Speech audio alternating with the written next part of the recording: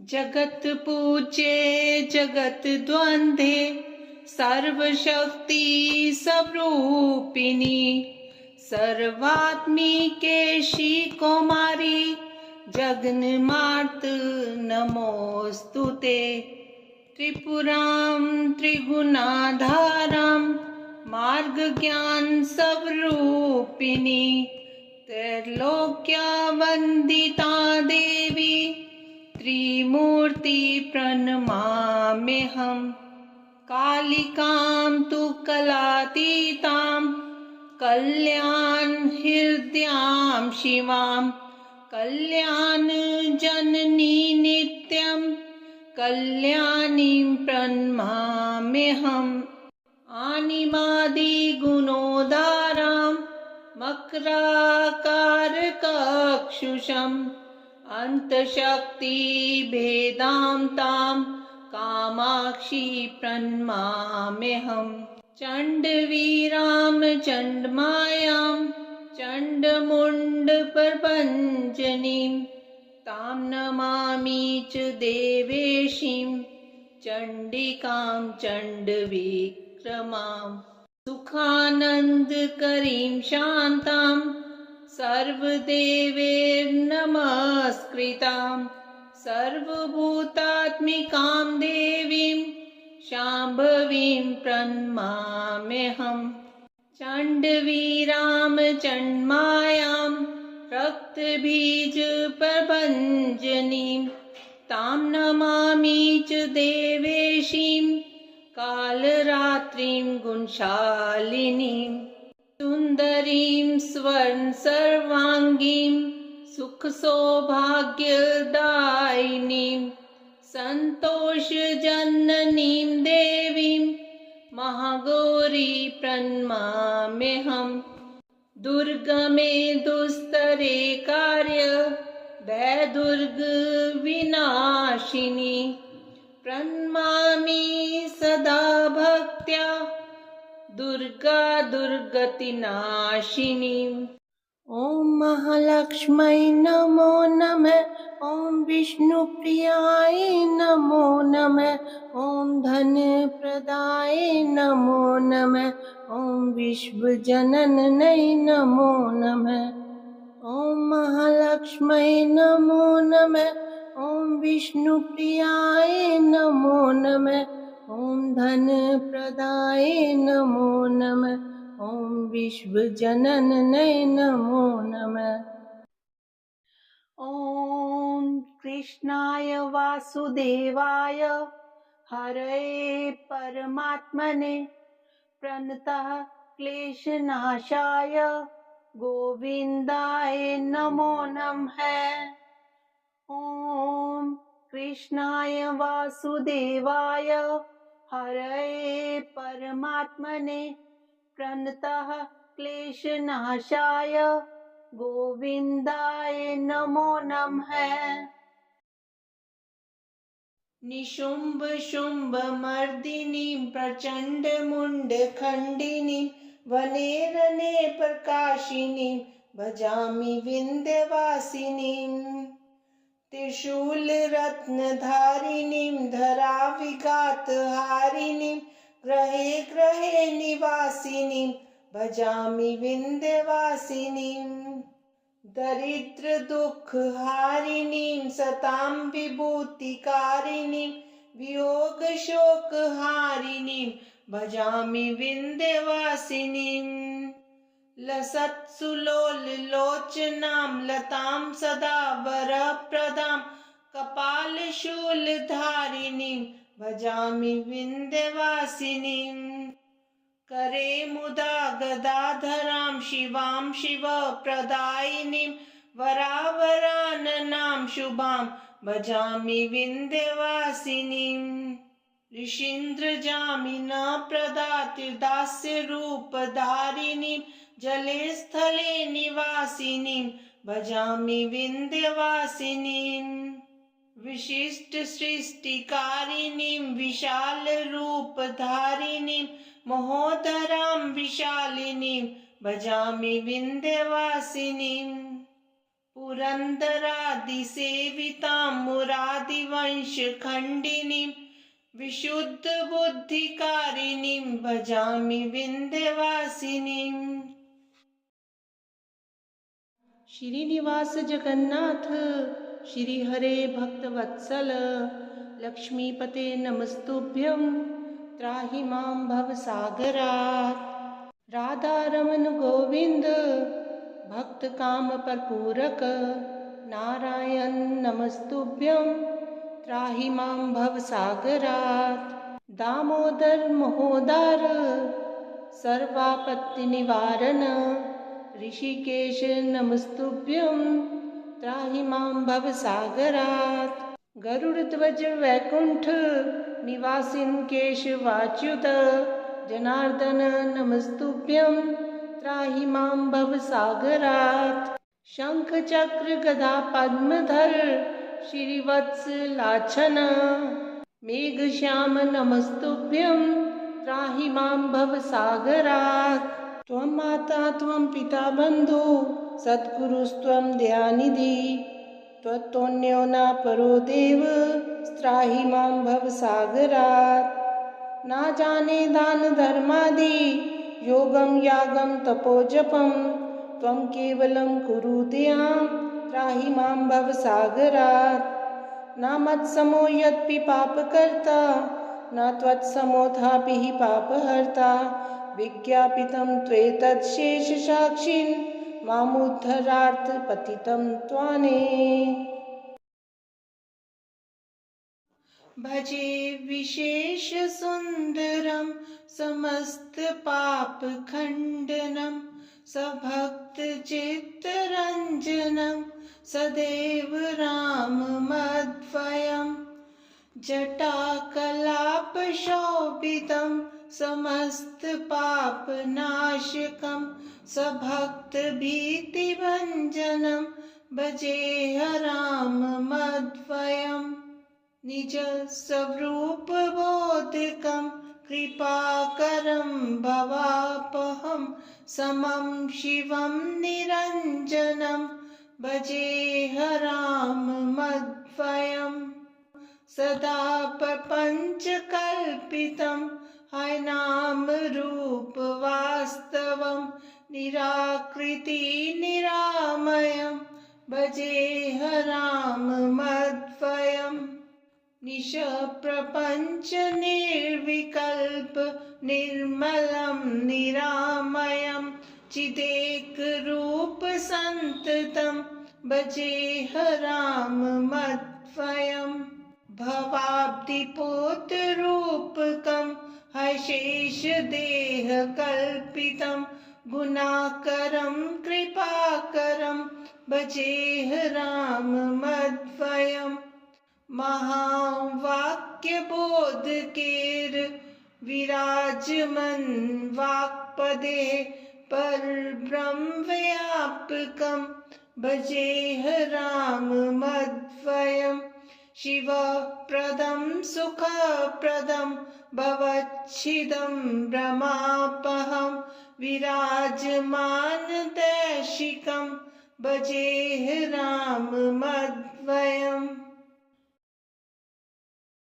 श्रीमद्गोकुल सर्वस्वं श्रीमद्गोकुल मंडनं श्रीमद्गोकुल धदक्तारा श्रीमद्गोकुल जीवनं श्रीमद्गोकुल मात्रेशः श्रीमद्गोकुल पालकः श्रीमद्गोकुल लीलाब्धि श्रीमद्गोकुल संश्रयः श्रीमद्गोकुल जीवात्मा श्रीमद्गोकुल मानसः श्रीमद्गोकुल दुःखघनं श्रीमद्गोकुल वीक्षितः श्रीमद्गोकुल सौन्दर्यं श्रीमद्गोकुल सत्फलं श्रीमद्गोकुल गोप्राणः श्रीमद्गोकुल कामदः श्रीमद्गोकुल राकेशः श्रीमद्गोकुल तारकः श्रीमद्गोकुल पद्माली श्रीमद्गोकुल संस्तुतः श्रीमद्गोकुल संगीतः श्रीमद्गोकुल लास्यकृत श्रीमद्गोकुल भावात्मा श्रीमद्गोकुल पोषकः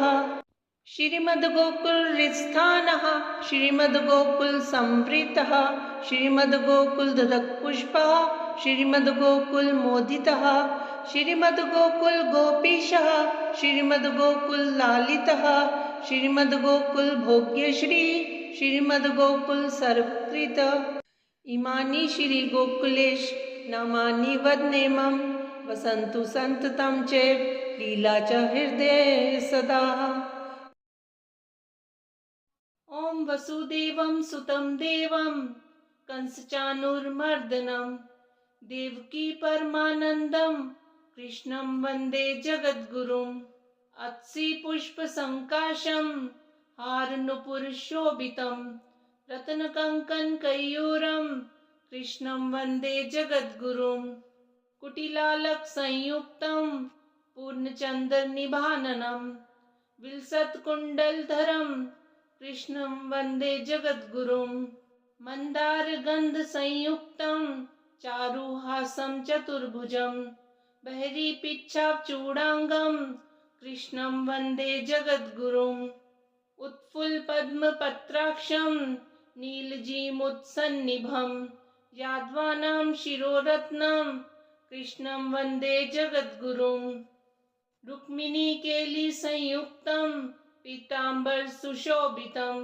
अवाप्ततुलसीगन्धं कृष्णं वन्दे जगद्गुरुम् गोपिकानां कुचद्वन्द्वं कुङ्कुमाङ्कितवक्षसं श्रीनिकेतं महेश्वासं कृष्णं वन्दे जगद्गुरुम् श्रीवत्साङ्कमहोरस्कं वनमालाविराजितं शङ्खचक्रधरं देवं कृष्णं वन्दे जगद्गुरुम् कृष्णाष्टकमिदं पुण्यं प्रातरुत्थाय ये पठेत् कोटिजन्मकृतं पापं स्मरणेन विनश्यति। जया देश जया जेय जया सर्वात्मकात्मक जया जन्म जरापेत जयानंत जयाच्युत जया चित्त जया शेष जया व्यक्त स्थिते जया परमार्थार्थ सर्वज्ञ ज्ञान ज्ञात्मनिश्रित जया शेष जगत साक्षिन् जया कर्तर जगद्गुरो जगतो जगदन्तेनन्त स्थितोपालजिताय जयाखिल जयाशेष जयाखिल हृदि स्थित जयादि मध्यांतमय सर्वज्ञानमयोत्तमा मुमुक्षुभिर्निर्देश्य स्वयं द्रष्ट जयेश्वर जोगिभिर्मुक्तिफलद दमार्दित गुणभूषणे जयाति सूक्ष्म दुर्जय जगत स्थूल जगन्मय जय स्थूलाति सूक्ष्म त्वं जयातीन्द्रिय सेन्द्रिय जय स्वमाया योगस्थ शेष भोग श्याक्षर जैक द्रष्टा प्रांतांत समुद्रित वसुंदर नृकेसरिन जयाराति वक्षस्थल विदारण साम प्रथम जय विश्वात्मन माया वामन केशव निज माया पटच्छन जगतातर जनार्दन जया चिंत्य जयानेक स्वरूपेक विद प्रभो वर्धस्व वर्धितानेक विकार प्रकृते हरे त्वयैषा जगतामीश संस्थिता धर्म पद्धतिः न त्वामहं न चेशानो नेन्द्रादास्त्री दशा हरे ज्ञातुमीशानमुन्यः सनकाद्य न योगिनः त्वन्मायापट संविते जगत् यत्र जगत्पते कसत्त्वं वेत्सेति सर्वेशं त्वत्प्रसादं विना नरः त्वमेवाराधितो यस्य प्रसाद सुमुख है प्रभो स एव केवलं देव वेत्ति त्वं नेत्रो जनः तदीश्वरेश्वरेशान विभो वर्धस्व भावन प्रभावयास्य विश्वस्य विश्वात्मन पृथुलोचन अंसुया सुतो दत्तो हैत्रीपुत्रो महामुनिः योगीन्द्र पुण्यपुरुषो देवेशो जगदीश्वरः परमात्मा परं ब्रह्म सदानंदो जगद्गुरुः नित्यतृप्तो निर्विकारो निर्विकल्पो निरंजनः गुणात्मको गुणातीतो ब्रह्म विष्णु शिवात्मकः नानारूपधरो नित्यः शांतो दान्तः कृपानिधिः भक्तिप्रियो भवहरो भगवान् भवनाशनः आदिदेवो महादेवः सर्वेशो भुवनेश्वरः वेदांत वेद्यो वरदो विश्वरूपो वेयो हरि सच्चिदानंद है सर्वेशो योगीशो भक्तवत्सलः